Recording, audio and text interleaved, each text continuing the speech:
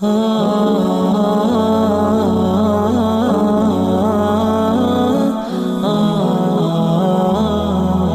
warahmatullahi wabarakatuh. Alhamdulillah, wassalatu wassalamu ala rasulillah. Segala puji dan puja kehadirat Allah subhanahu wa ta'ala, juga salawat dan taslim kepada Nabi besar Muhammad sallallahu alaihi wa ala alihi wa sahbihi wasallam. Saudaraku seiman, waktu terus berlalu. Di pembukaan sebelum masuk ke bab yang akan kita bahas, jika kamu berdosa maka ulangilah taubatmu. Saya ingin berbagi terlebih dahulu. Renungi teman-teman sekalian. Terlalu banyak sekali lagi orang-orang sebelum kita. Laki-laki, perempuan, anak-anak, orang tua yang sudah wafat. Sesehat apapun badan mereka, setinggi apapun prestasi dunia mereka telah kejar, dan semua yang berhubungan dengan masalah target-target yang biasa dijadikan sebagai target utama setiap orang di muka bumi ini, mereka sudah coba raih, mengejar dan raih, tapi mereka meninggal dunia teman-teman sekalian. Saya bukan menakut-nakuti, tetapi saya dan Anda semua juga akan menjadi mayit. Hari ini kita bisa ngobrol, bernafas, melihat, mendengar. Tapi satu waktu nanti Allah berfirman dalam Al-Quran, A'udhu billahi minasyaitonir rajim, kullu nafsin dha'iqatul maut. Semua yang berjiwa pasti akan mati. Orang-orang yang lebih baik daripada kita, para nabi-nabi, di ujungnya atau puncaknya adalah Nabi Muhammad sallallahu alaihi wa ala alihi wasallam juga wafat. Sampai pada saat beliau wafat, sebagian sahabat masih syok dan seperti tidak percaya apa yang sedang terjadi. Tapi Abu Bakar radhiyallahu anhu tampil pada saat itu, lalu mengatakan, man kana ya'budu Muhammadan fa inna Muhammadan qad mat, wa man kana ya'budu Allah fa inna Allah hayyun la yamut. Siapa yang menyembah Muhammad, Muhammad telah mati. Dan siapa yang menyembah Allah, Allah hidup dan tidak akan pernah mati. Kalau manusia terbaik, pemimpin anak Adam, Nabi Muhammad SAW pun wafat, maka saya sama Anda lebih pantas untuk melalui itu. Allah berfirman tentang nabinya, innaka mayyitun wa innahum mayyitun. Kau pasti akan menjadi mayyit, hai Muhammad, akan mati. Dan mereka semua juga pasti akan mati. Kita akan mati teman-teman sekalian. Dan pada saat kita meninggal dunia, kita akan diminta pertanggungjawaban terhadap waktu, rezeki yang sudah Allah berikan selama di dunia. Kemana kita habiskan umur kita, waktu-waktu kita, harta yang telah Allah titipkan, pasangan hidup, keturunan. Orang mukmin sangat cerdas. Dia tahu pada saat dia berstatus suami, maka dia akan coba memaksimalkan tugas dia sebagai suami yang telah Allah bebankan, memberikan nafkah, pendidikan, perlindungan kepada istri dan juga anak-anaknya, sampai ajal datang. Yang dia jadikan target adalah ridha Tuhannya Allah subhanahu wa ta'ala, yang akan membalas terhadap apa yang dia lakukan. Pada saat seorang menjadi istri, maka dia mukminah. Tentunya kita bicara sosok mukminah, dan kita berharap wanita-wanita yang mengikuti acara kita ini juga termasuk dalamnya. Pada saat menjadi seorang istri, target dia adalah bagaimana mendapatkan ridho Tuhannya, bagaimana dia melayani suaminya, mentaatinya, izin kalau mau keluar, memenuhi kebutuhannya, menjaga amanah rumah dan anak-anaknya, hanya sampai ajal datang. Dan ajal pasti datang. Orang tua juga pada anak begitu. Dia bertugas sebagai orang tua, memberikan pendidikan yang terbaik dan menjadikan anak-anaknya sebagai amal jariah buat dia sampai ajal datang. Sosok anak juga seperti itu. Dia bertugas sebagai anak sampai ajal dia datang. Bagaimana dia menjadi anak yang patuh, yang bakti, memenuhi kebutuhan orang tuanya. Begitu juga yang lainnya. Pimpinan perusahaan, pimpinan negara, masyarakat terhadap pemimpinnya, sahabat terhadap sahabatnya, tetangga terhadap tetangganya. Semua itu teman-teman, semasa ajal belum datang. Maksimalkan dengan kebaikan-kebaikan. Karena Allah mengekalkan dalam Al-Quran dan tidak akan pernah salah. "Faman ya'mal mithqala dzarratin khairan yarah." Siapa yang berbuat seperti biji sawi dari kebaikan, pasti dia akan lihat dan dia akan terima balasannya. "Wa may ya'mal mithqala dzarratin syarran yarah." Dan siapa yang berbuat seperti biji sawi dari keburukan, dia pasti akan diperlihatkan dan diminta pertanggungjawabannya. Penyesalan selalu terakhir, teman-teman sekalian. Dan jangan Anda tiba di penghujung itu baru ada menyesal. Para ulama mengatakan bahwasanya fenomena yang sedang terjadi, misal orang bisa merasakan suka dukanya kehidupan, terutama dukanya misalnya sakit, gangguan orang, ya. Apa saja yang mungkin Anda pernah alami selama hidup Anda. Anda lagi jalan ke seleo, Anda flu, Anda demam, ada orang utang tidak bayar, ada gangguan orang yang menggunjing, yang memfitnah. Semua orang kena. Semua itu peringatan dari Allah Subhanahu wa taala bahwasanya di dunia ini hanya sebagai peringatan. Di akhirat akan ada siksaan yang abadi, yang sangat menyakitkan. Penyesalan pada saat itu tidak berguna lagi. Saya sarankan teman-teman mengikuti ceramah kami dan sampai sekarang juga masih berjalan di hari Senin sore, membahas 30 sekian pasal masalah neraka. Dan kita sudah sampai ke pasal 20 sekian. Kalau Anda mau live, kalau Anda tidak mau live, sudah ada siaran ulang insya Allah. Anda bisa dilihat di playlist YouTube tentang bedah buku Rasulullah SAW cerita tentang surga dan neraka. Bercerita tentang surga dan neraka. Masing-masing 30 pasal sekian. Renungi teman-teman sekalian, itu bukan sebuah dongeng, tapi kepastian. Kita semua akan menuju kepada Tuhan kita. Pertanyaan sederhana, sampai kapan kita terus dalam pelanggaran-pelanggaran? Sampai kita meninggal seperti orang-orang terdahulu sebelum kita. Kemudian hanya ya, kita sendiri akan melalui akibatnya mendapatkan. Teman-teman yang selama ini mengajak Anda bermaksiat kepada Allah SWT, paling jauh hanya bisa sampai di atas liang lahat Anda. Dia tidak akan turun untuk tinggal bersama Anda, menemani Anda sambil mengatakan, dulu kan saya mengajak kamu mabuk, saya mengajak kamu berzina, saya mengajak kamu riba, saya mengajak kamu mencuri. Lalu kemudian saya sekarang siap menemani kamu. Gak ada. Paling lama mereka 15-20 menit, setengah jam mereka akan tinggalkan dan beraktivitas seperti biasa. Anda akan tinggal sendiri di kuburan tersebut. Sering teman-teman sekalian lewatin kuburan. Selain ucapkan salam sunnah Nabi SAW, Assalamualaikum dara qaumin mu'minin. Keselamatan bagi kalian wahai penghuni negeri orang-orang beriman.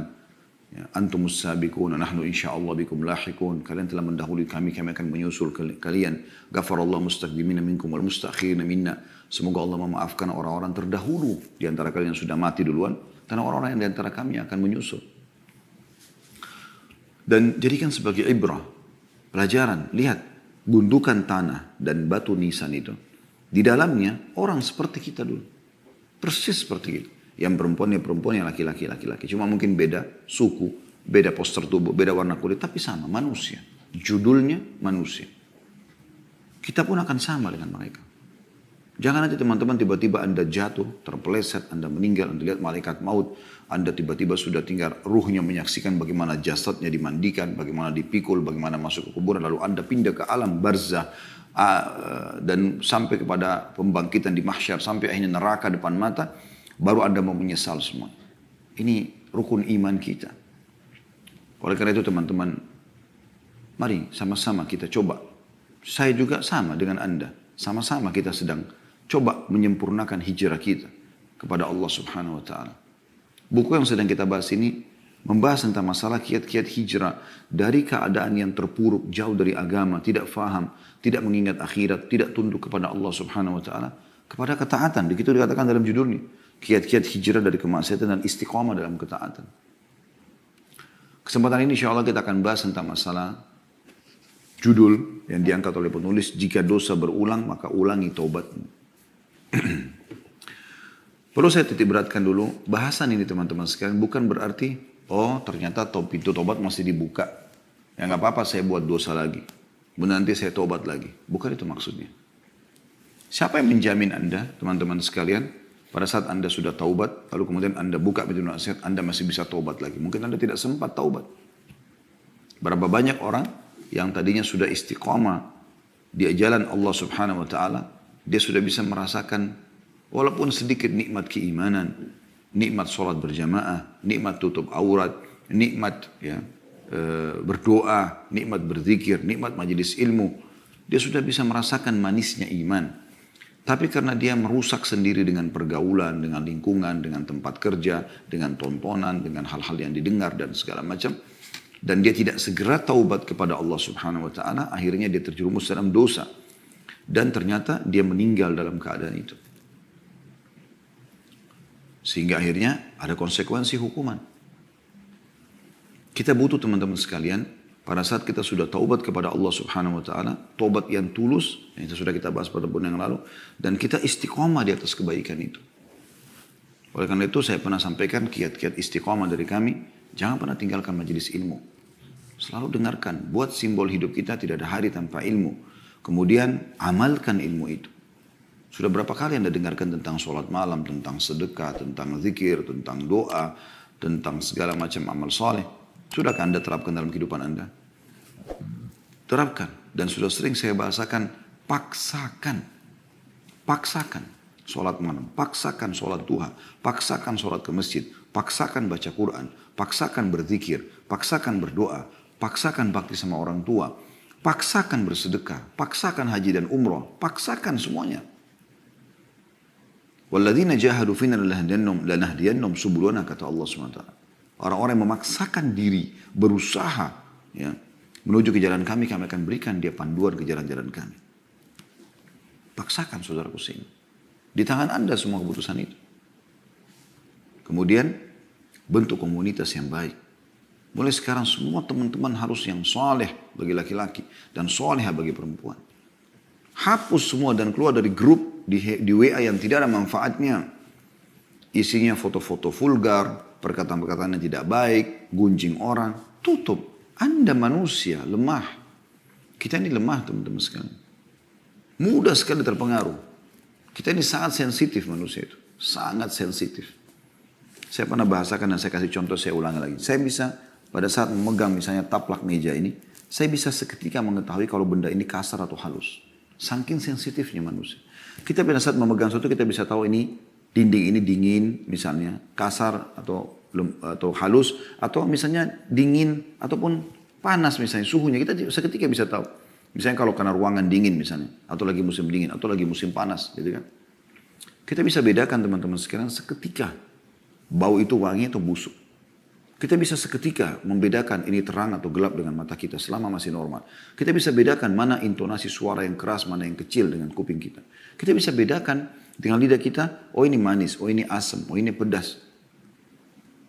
Kita bisa rasakan semuanya seketika. Jadi kalau Anda mendengar sesuatu yang berbau kemaksiatan lalu Anda mengatakan saya tidak terpengaruh, itu nggak mungkin. Memang harus tutup kuping itu. Para salafus saleh kalau lewat mendengarkan musik atau mendengarkan sesuatu yang bisa mengganggu imannya, mereka tutup kuping mereka. Segera selamatkan diri. Lisan, kontrol. Sebelum mengucapkan teman-teman, pikir dulu, ucapan ini perlu nggak saya sampaikan? Perlu nggak saya ucapkan? Kalau enggak, jalankan sabda Nabi SAW. Man kana yu'minu billahi wal yawmil akhir falyakul khairan aw liyasmut. Sampai mengaku beriman kepada Allah dan hari akhir, ucapkan yang baik saja atau dia diam. Sampai pernah Nabi SAW mengingatkan, banyak orang masuk neraka karena lisannya. Maka kata Mu'adz bin Jabal, ya Rasulullah, apakah kami akan dihisab sama Allah karena lisan kami? Kata Nabi SAW, celaka hai Mu'adz kalau kau tidak tahu. Mayoritas orang masuk neraka justru karena lisannya. Sampai kata Nabi SAW, siapa yang bisa menjamin untukku apa yang diantara dua pipinya, lisannya. Dan apa yang diantara dua kemaluan, dua pahanya, kemaluannya, maka aku akan jamin baginya surga. Kontrol. Kontrol teman-teman sekalian. Keputusan di tangan Anda. Dan Anda akan bertanggung jawab dengan itu semua. Bentuk komunitas yang baik. Nggak ada lagi grup-grup yang berbau kemaksiatan. Nggak ada lagi teman-teman tempat curhat yang aneh-aneh. Tidak ada lagi tontonan hal yang didengar yang bisa membuat Anda terbawa dengan arus mereka. Kata Nabi SAW, min husni islamil mar' tarkuhu ma la ya'ni. Termasuk kesempurnaan Islam seseorang adalah meninggalkan apa yang tidak ada bermanfaat bagi dia. Atau tidak ada hubungannya sama dia. Ada orang subhanallah sibuk buka handphone, medsos, nyari yang tidak ada manfaat. Tidak ada hubungannya sama dia sama sekali. Masuk ke alam politik, dia sendiri bukan politikus, bukan alamnya. Atau masuk membahas tentang masalah rumah tangga orang lain, artis fulan yang cerai, ini, itu, segala macam. Semua informasi terkumpul. Kenapa Anda Lebih baik maksimalkan memori Anda itu untuk hafal Quran, untuk hafal hadis. Isi dengan amal-amal soleh. Minimal ya dicatatkan pahala walaupun itu sunnah, bukan sebuah kewajiban.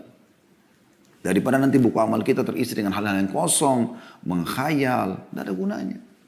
Tidak ada gunanya teman-teman sekalian. Menyesal loh terakhir itu. Ingat itu. Akan menjadi penyesalan. Semoga Allah selamatkan kita. Bahasan kita teman-teman sekalian adalah, kalau seandainya ada orang lakukan taubat nasuha, dia maksiat lalu dia taubat nasuha. Dengan syarat yang sudah kita sampaikan, Imam Nawawi rahimahullah mengatakan 3 syarat, meninggalkan dosa itu seketika, menyesali dan berjanji sama Allah tidak akan mengulanginya. Akan diterima taubatnya. Tapi berjalan waktu, ternyata dia mengulangi lagi dosa. Dengan tidak ada maksud dari awal pada saat dia taubat. Ya. Misal setelah 5 tahun, 10 tahun kemudian dia terjerumus lagi dengan perzinahannya, atau dengan ghibah atau apa saja. Karena lemahnya iman pada saat itu. Apa yang harus dilakukan? Taubat lagi. Tapi ingat ya, bukan taubat ini direkayasa. Artinya gini, dari awal waktu dia taubat pertama, dia tinggalkan dosa. Baiklah, zina berhenti. Sesali, tapi dia belum berjanji, belum bertekad. Kalau ada kesempatan satu waktu, saya juga gampang tobat. Berarti tobat awal sudah tidak diterima sama Allah SWT. Ini betul-betul murni, dia tidak mau, dia menyesal, dia tekad benar-benar bulat. Satu waktu memang lemah imannya, lalu kemudian dia terjumus lagi. Apa yang harus dilakukan? Taubat lagi. Karena syaitan berhasil menyerang dia pada saat itu. Tugas dia adalah melawan syaitan itu. Melawan syaitan dengan apa? Dengan memberhentikan serangan syaitan tadi. Maksiat itu adalah serangan syaitan. Ibarat Anda kalau sedang ada godaan untuk berbuat dosa, misal mendengar yang haram, melihat yang haram, tangan menjamah yang haram, kemaluan melakukan yang haram, kaki melangkah yang haram. Ini sebenarnya Anda sedang diserang sama syaitan. Saya ulangi lagi. Anda sedang diserang sama syaitan. Yang ketiga kali saya ulangi. Anda sedang diserang oleh musuh Anda, syaitan. Pertanyaan saya teman-teman sekalian. Kalau Anda sedang diserang, apa yang Anda lakukan? Renungi, perkataan ini renungi. Kalau Anda sedang diserang oleh musuh, apa yang Anda lakukan? Diam saja kah? Atau menangkis dan melawan? Tidak ada pilihan lain. Kalau Anda diam saja, berarti syaitan atau musuh kita leluasa. Dia mau penggal leher kita, dia mau tusuk dada kita, dia mau tusuk perut kita, terserah dia. Dan itu berbahaya. Kecil saja cuilannya sudah cukup membuat kita kesakitan. Allah mengatakan tentang syaitan, aduun lakum fattakhidu adua. Musuh kalian maka jangan jadikan dia sebagai musuh. Tugas saya apa? Tangkis. Kan gitu. Kalaupun kita sudah menangkisnya, misalnya ada bisikan untuk berzina atau untuk ini dan untuk itu, lalu kita tangkis, enggak, saya enggak mau. Terus aja itu. Terus aja bekerja karena dia lagi serang. Nah, caranya gimana supaya kita malah ya membuat dia jadi nggak bisa menyerang lagi kita? Kita harus kuat sekali bentengnya. Benteng ini adalah keimanan. Jadi beda teman-teman sekalian kalau benteng Anda itu cuman kalau kita ibaratkan rumah seperti pagar dari kayu yang rapuh. Ular datang dan ular ini mau masuk menyerang Anda. Maka dia dengan leluasa mematok kayu itu mungkin bisa merusaknya gitu.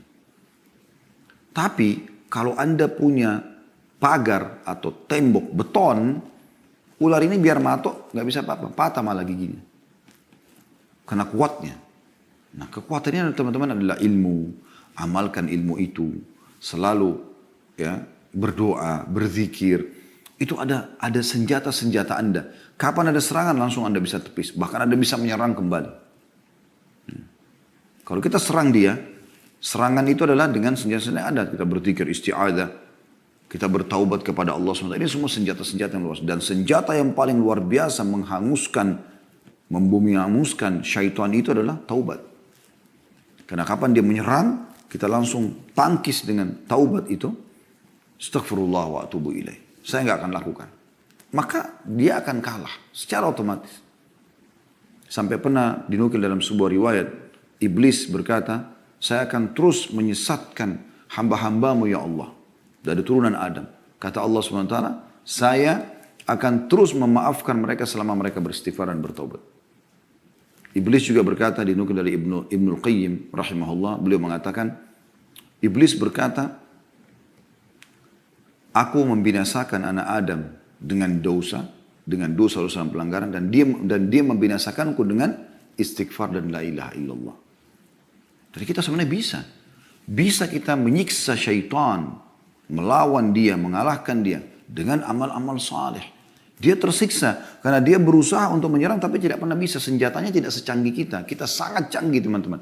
Zikir itu sangat canggih. Doa sangat canggih. Sholat malam itu canggih. Canggih luar biasa. Iblis ibaratnya cuma pakai pisau dapur. Anda ini pakai nuklir. Apa yang bisa dilakukan? Buat aja itu. Ya. Tidak apa-apa zina. Tidak usah zikir, tidur aja masih malam, masih panjang malam. Anda kan bisa tolak. Tidak, saya nggak mau. Anda bangun. Terus setan buat apa? Menjelma depan Anda, mencekik Anda, memaksa? Nggak bisa. Dia lemah. Kata Allah SWT, inna kaida syaitani kana dha'ifa. Dia sangat lemah. Anda punya banyak perangkat-perangkat mutakhir yang Allah SWT sudah siapkan. Ayo teman-teman, lawan dia sampai hanya batas ajal datang. Saya akan bacakan apa dikatakan oleh penulis di sini di halaman 53. Judulnya, jika dosa berulang, maka ulangilah taubatmu. Ulangi bertaubat. Ada kalanya seorang pemuda jatuh dalam dosa, lalu dia menyesal, bertaubat, dan menjauhi dosa tersebut. Kemudian dia melakukan dosa kembali, lalu dia bertaubat, dan demikian seterusnya. Kemudian saat itu dia bertanya-tanya, apakah saya boleh bertaubat setelah itu? Syaitan memang sengaja bersandar pada kelemahan tersebut untuk meyakinkannya supaya tidak bertaubat dan bahwa dia bukan orang yang bersungguh-sungguh. Jadi kalau orang sudah buat dosa lalu bertobat. Jarang waktu lama, lalu dia buat dosa lagi. Nah di sini syaitan berusaha dia tidak taubat. Kenapa? Karena kalau dia taubat, berarti kan dimaafkan lagi sama Allah SWT. Dia kayak menyerang syaitan itu. Syaitan tidak mau. Kalau dia sudah berhasil lukai tubuh kita, dia nggak mau teman-teman sekalian, ya sudah selesai. Enggak, dia akan coba berusaha mematikan kita. Ya, berusaha terjerumus dalam dosa-dosa. Dari zina yang kedua, zina yang ketiga, zina yang keempat. Seakan-akan kita tidak usah bertobat. Atau tidak diterima taubatnya karena terlanjur mengulangi dosa. Ini semua waswas syaitan. Justru pada saat itu yang paling Anda butuhkan adalah taubat. Ulang lagi, taubat lagi. Kata beliau, tetapi jika dia berpikir dalam hati dengan sungguh-sungguh, dia akan mengatakan dosa yang pertama telah berlalu dan aku telah bertaubat darinya. Sedangkan ini adalah dosa yang lain dan aku harus bertaubat darinya. Lebih baik aku meninggal dalam keadaan bertaubat daripada aku mati dalam keadaan tetap melakukan dosa. Dalam sunnah nabawiyah, maksudnya dalam hadis Nabi SAW, ada riwayat yang menegaskan makna di atas. Dalam As-Sahihain, riwayat Bukhari Muslim, dari hadis Abu Hurairah radhiyallahu anhu disebutkan bahwa Rasulullah sallallahu alaihi wasallam bersabda, inna abdan asaba dhanban wa rubbama qala adhnaba dhanban faqala rabbi adhnabtu wa rubbama qala asabtu faghfir li faqala rabbuhu a'alima abdi anna lahu rabban yakfiru adh-dhanb wa ya'khudhu bihi غفرت لعبدي ثم مكث ما شاء الله ثم أصاب ذنبا أو أذنب ذنبا فقال ربي أذنبت أو أصبت آخر فاغفر لي فقال علم عبدي أن له ربا يكفر الذنب ويأخذ به غفرت لعبدي ثم مكث ما شاء الله ثم أذنب ذنبا وربما قال أصاب ذنبا فقال ربي أصبت أو قال أذنبت آخر فاغفر لي فقال عالم عبدي أن له ربا يغفر الذنب ويأخذ به غفرت لعبدي ثلاثا فليعمل ما شاء. Sesungguhnya seorang hamba melakukan dosa, kata Nabi SAW. Atau beliau bersabda, berbuat dosa. Lalu dia berkata, wahai Tuhanku, aku telah berbuat dosa. Maksudnya dia menyesali. Atau kata Nabi SAW, dia mengatakan, aku melakukan dosa, maka ampunilah aku. Tuhannya berfirman, apakah hambaku ini tahu bahwa dia mempunyai Tuhan yang mengampuni dosa dan menghukum karenanya, karena perbuatan dosa tersebut? Maka Allah mengatakan, aku telah mengampuni hambaku ini. Karena dia tahu dia punya Tuhan yang akan memaafkannya. Kemudian dia tinggal selama yang Allah kehendaki. Maksudnya berjalan umurnya beberapa tahun, beberapa waktu. Kemudian dia melakukan dosa lagi atau berbuat dosa lagi. Maka dia berkata lagi, wahai Tuhanku, aku telah berbuat dosa atau melakukan dosa lagi, maka ampunilah. Tuhannya berfirman, apakah hambaku mengetahui bahwa dia mengetahui Tuhan yang mengampuni dosa dan menghukum karenanya? Tanda tanya. Maka Allah mengatakan, aku telah mengampuni dosaku. Atau telah mengampuni hambaku ini. Kemudian dia pun tinggal selama yang Allah kehendaki. Berjalan lagi sekian tahun umurnya.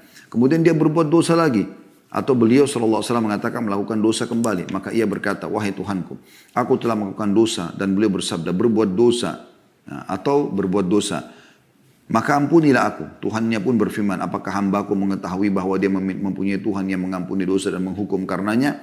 Aku telah mengampuni dosaku, aku telah mengampuni hambaku 3 kali. Maka lakukanlah apa yang dia kehendaki. Hadis ini riwayat Bukhari nomor 7507, Muslim 2758. Itu yang dimaksud di sini adalah bahwasanya dia setelah itu boleh beramal saleh. Tidak ada masalah, yang penting dia sudah taubat.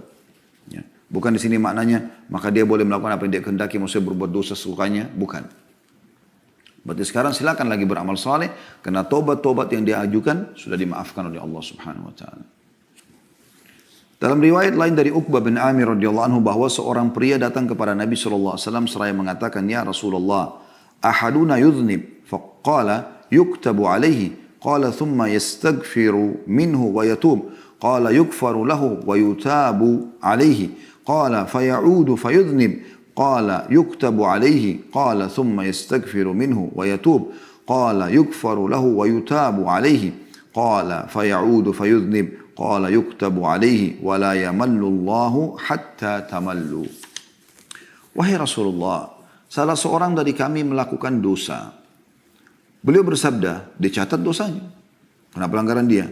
Orang itu mengatakan lagi, kemudian dia beristighfar dan bertobat darinya. Maka kata Nabi SAW, dia diampuni dan diterima taubatnya. Orang itu berkata lagi, lalu dia kembali melakukan dosa setelah beberapa waktu. Maka kata Nabi SAW, dicatat dosa. Lalu dia mengatakan, kemudian dia beristighfar dan bertobat. Ini yang kedua kali. Maka kata Nabi SAW, dia diampuni dan diterima taubatnya. Orang itu mengatakan, lalu dia kembali lagi dan melakukan dosa. Kata Nabi SAW, dicatat dosa. Dan ingatlah, Allah tidak bosan sampai kalian bosan. Hadis ini diriwayatkan oleh Al-Hakim di jilid 4, halaman 285. Jadi ini teman-teman sekalian, hadis ini menjelaskan bagaimana seorang hamba selama dia mau kembali kepada Tuhannya, maka Allah akan terima dia. Dan cara yang terbaik pada saat seorang terjerumus dalam dosa, bertobat. Tidak ada solusi lain. Astaghfirullah, artinya aku memohon maaf ya Allah. Wa atubu ilaik, dan aku taubat kepadamu, artinya aku kembali ke jalanmu dan aku berikrar tidak akan mengulanginya. Tidak ada solusi lain. Dan dengan itu Allah akan maafkan kesalahannya, dan secara otomatis semua fasilitas akan kembali dia bisa nikmati. Ibnu Abi Dunya dengan sanadnya meriwayatkan dari Ali radhiyallahu anhu, dia mengatakan sebaik-baiknya adalah setiap orang yang diuji dalam kurung dengan dosa lalu bertaubat. Ditanyakan, jika dia mengulanginya lagi, maka dia menjawab, dia beristighfar kepada Allah dan bertaubat. Ditanyakan, jika dia kembali berbuat dosa, dijawab, maka dia menjawab, dia beristighfar kepada Allah dan bertaubat. Ditanya, sampai kapan? Kata beliau, sampai syaitan berputus asa. Karena syaitan tadi harapannya adalah kalau kita berbuat dosa, kita merasa terkucilkan, kita merasa Allah tidak akan terima, bersangka buruk dengan Allah, lalu kemudian kita terus terjerumus dalam dosa. Dia berharap kita celaka dan bersama dari neraka. Oleh karena itu, yang terbaik adalah taubat. Lalu teman-teman sekalian, saya kembali mengingatkan, poin yang sedang kita bahas ini bukan berarti menggampang-gampangkan, oh kalau gitu buat dosa aja nggak apa-apa nanti taubat lagi. Itu berarti dari awal dia memang meremehkan masalah ini. Kita sedang membahas orang yang melakukan dosa, kemudian dia coba istiqomah, satu waktu dia safar satu negeri, dia terjerumus berteman sama orang-orang yang buruk, lalu terjerumus dalam dosa, kemudian dia kembali. Nah ini yang dimaksud di sini. Ya. Tidak boleh dia putus asa dari rahmat Allah Subhanahu wa taala. Tetap dia kembali kepada Allah Subhanahu wa taala. Tentu akan lebih baik, jauh lebih baik dan lebih afdal orang yang terus istiqomah dan tidak buat dosa. Misal, seseorang atau dua orang, A sama B, dua-duanya umur yang sama, misal sama, anggaplah sama-sama laki-laki atau sama-sama perempuan. Berjalanlah mereka, dua orang bersahabat ini. Tadi yang sama-sama bermaksiat, sama-sama pemabuk, sama-sama narkotika, sama-sama pezina, sama-sama pemain ini dan itu, apalah, judi dan seterusnya. Lalu mereka taubat nasuha. Hijrahlah mereka ini. Sebagaimana sekarang tidak asing, Masya Allah, di beberapa komunitas ikhwah dan akhwat kita, yang dulunya masa lalunya kelam, mereka sekarang sudah hijrah. Baik. Berjalan waktu. Setelah berjalan waktu, si A terjerumus lagi dalam dosa setelah 2-3 tahun. Terjerumus lagi dalam dosa-dosa yang dia lakukan walaupun tidak semua diulangi sama dia. Tapi si B tetap istiqomah. Ya. Misal tahun ketiga, tahun keempat, si A taubat nasuha, lagi kembali, lalu kembali istiqomah bersama si B. Kira-kira mana yang lebih baik di sini? Lebih baik tetap si B. Ya kan? Karena di waktu yang si A berbuat dosa, walaupun dia taubat Allah maafkan, Di detik-detik yang dia pakai dosa, si B sedang melakukan ketaatan. Iya kan? Misal si B lagi sholat malam, si A lagi di karaoke. Walaupun nanti si A ini taubat nasuha, tapi tetap detik-detik itu kosong dari amal soleh. Si B telah mengisi dengan amal soleh. Kan begitu. Jadi kalau kita tanya mana yang lebih baik, ya tentu yang sudah taubat sekali lalu dia istiqomah. Dan itu dicontohkan oleh para sahabat ridwanullahi alaihim. Mereka sekali masuk Islam, sekali taubat, mereka terus sampai meninggal dunia. Bahkan mereka berkorban ya, jiwa hartanya sampai supaya mati dalam keadaan Islam. Nah, kalau ada yang terjun dalam dosa, dia akan diterima taubatnya.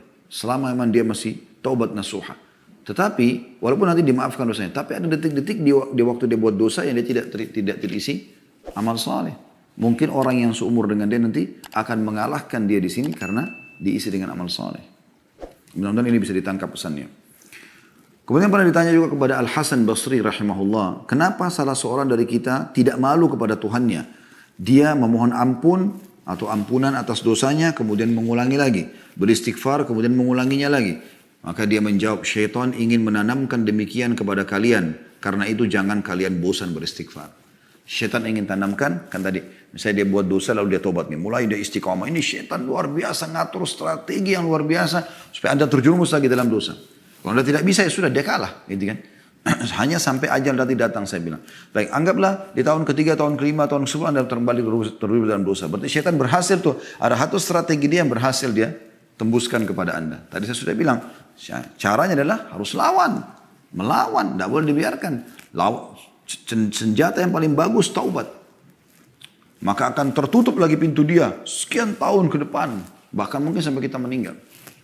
Jangan dibiarkan dia leluasa melakukan perbuatan-perbuatan yang merusak kita. Umar bin Abdul Aziz rahimahullah, salah satu khalifah yang masyhur dari Umayyah, pernah berkata dalam khutbahnya, wahai manusia, barang siapa yang melakukan satu dosa, maka hendaklah ia beristighfar dan bertobat kepada Allah. Jika dia kembali melakukan dosa, maka hendaklah dia beristighfar dan bertobat kepada Allah. Jika dia kembali melakukan dosa lagi, hendaklah dia beristighfar dan bertobat kepada Allah. Sebab itu tidak lain adalah kesalahan-kesalahan yang dikalungkan di leher manusia. Sesungguhnya puncak kebinasaan itu terletak pada sikap meneruskan kesalahan-kesalahan tersebut. Artinya, lebih baik dia tidak lakukan, tapi kalau dia sampai lakukan, dia segera taubat. Jangan dia biarkan dirinya terjerumus. Ya sudahlah, kayaknya saya sudah terlanjur melakukannya. Sudah diulangi lagi. Jadi akhirnya makin menghancurkan dia. Sama ibaratnya orang minum racun, minum sedikit, kayaknya nanggung deh minum aja semuanya. Ya bisa membinasakan, tadi sedikit aja sudah bisa merusak tubuhnya, organ tubuhnya. Sekarang dia minum lebih banyak, maka akan lebih banyak. Seperti itu dosa. Banyak orang tidak paham ini. Dia pergi berzina, nyesal nih. Allah juga menyesal. Tapi akhirnya dia 2-3 hari gak berhubungan sama pacarnya atau lawan jenisnya. Tapi setelah itu kontek-kontekan lagi seminggu, lalu kemudian ketemu lagi, berzina lagi. Begitu terus. Akhirnya terjerumus dalam kemaksiatan kepada Allah SWT. Bahaya sekali ini. Ya. Harusnya dalam masa penyesalan itu, betul-betul dia tutup dirinya, dia tidak mau lagi berhubungan dan segala macam, kecuali yang halal. Dengan cara pernikahan itu lain.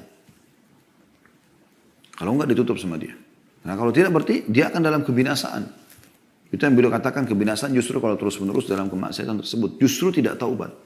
Jadi tadinya cuma luka satu titik saja ditusuk oleh setan, sekarang sudah pindah ke sini, pindah ke leher, pindah ke kepala, diluka-lukain.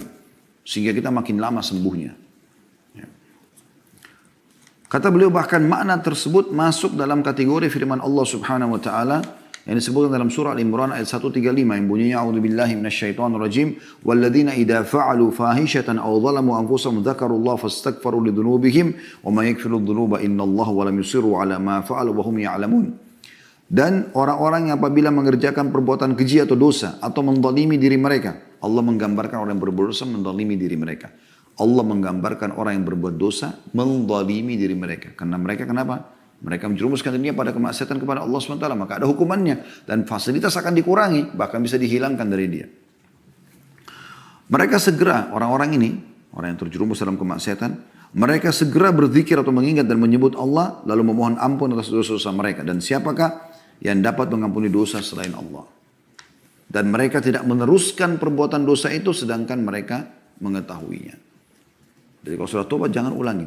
Tapi kalau terjadi lagi, berarti serangan syaitan lagi lolos. Ingat, lawan, ya, taubat, tutup lagi pintu itu. Dan lebih baik orang yang tidak membukanya sama sekali. Tapi kalau orang sudah terbuka, jangan putus asa dari rahmat Allah Subhanahu wa ta'ala. Juga firman Allah SWT dalam surah Al-A'raf ayat 201 yang berbunyi, A'udzu billahi syaitonir rajim.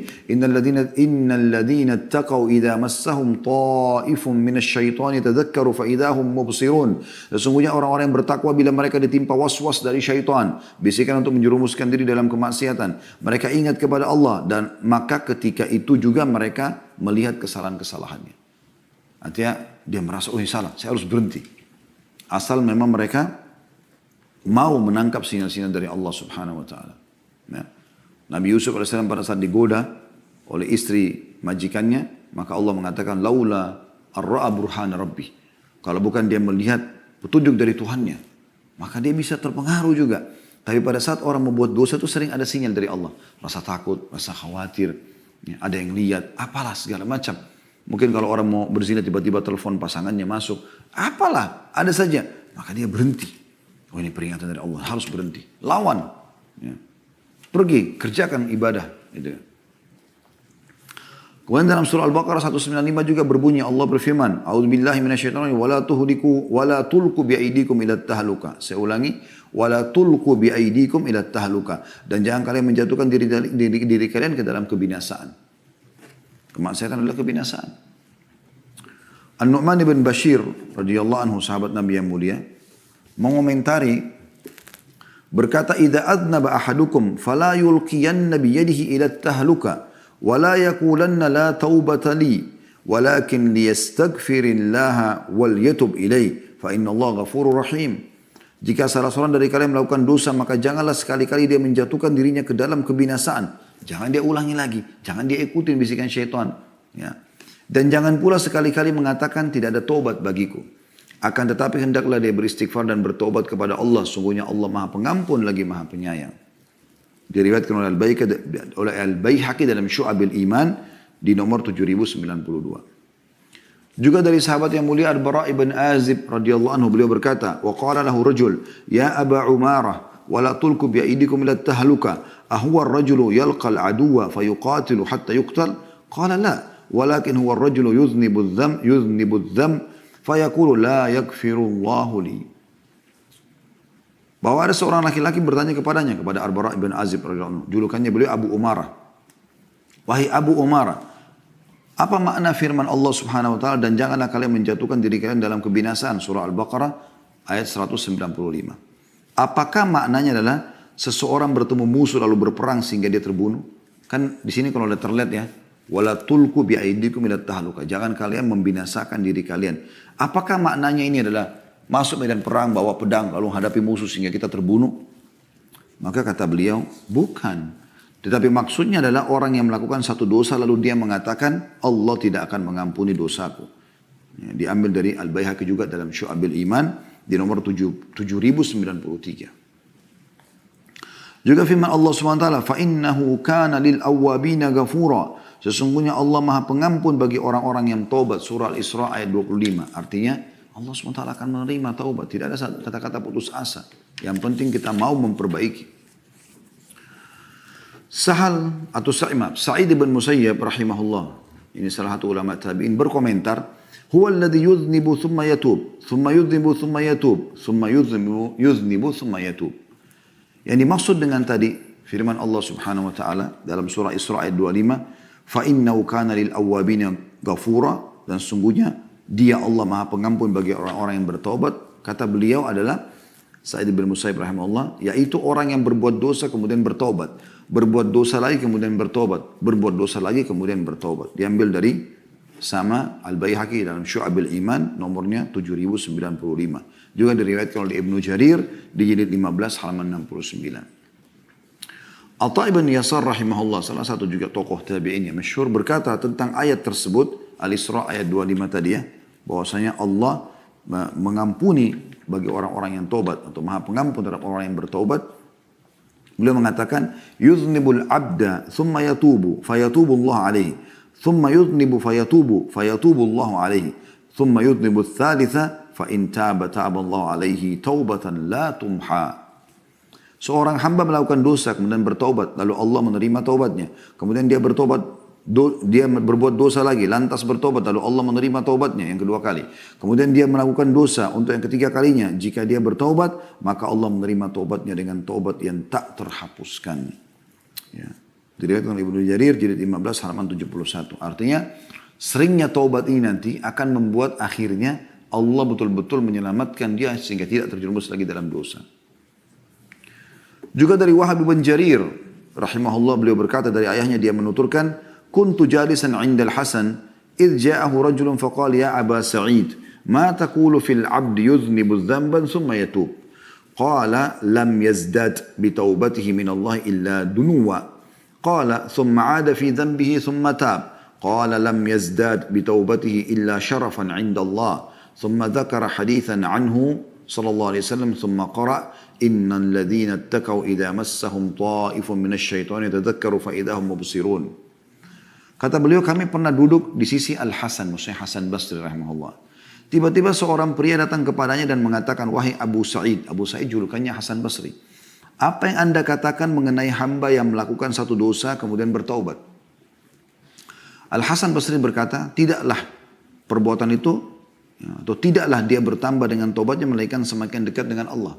Dia buat dosa lalu dia taubat, berarti dia dekatkan diri kepada Allah. Ya. Lalu ditanya lagi, kemudian dia melakukan dosa lagi, lantas bertaubat. Maka kata Hasan Basri rahimahullah, tidaklah dia bertambah dengan taubatnya, melainkan semakin mulia di sisi Allah. Yang ternyata dia tahu Tuhannya ada.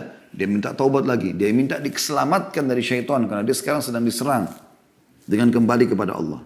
Kemudian dia menyebutkan sebuah hadis dari Rasulullah SAW lalu membaca firman Allah Subhanahu Wa Taala dalam surah Al-A'raf ayat 201.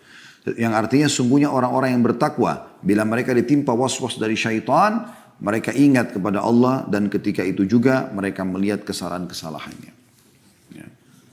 Jadi teman-teman sekalian, kesimpulannya adalah bagaimana seseorang jangan pernah putus asa dari rahmat Allah Subhanahu Wa Taala. Tentu dia berusaha istiqamah, tidak terjerumus lagi dengan dosa yang sama. Tapi kalau dia terjerumus dengan dosa yang sama atau dosa yang lain, jangan pernah berhenti untuk taubat. Minta keselamatan dari Allah Subhanahu Wa Taala dari serangan syaitan tadi. Kalau tidak, maka anda akan makin jauh dan akhirnya anda akan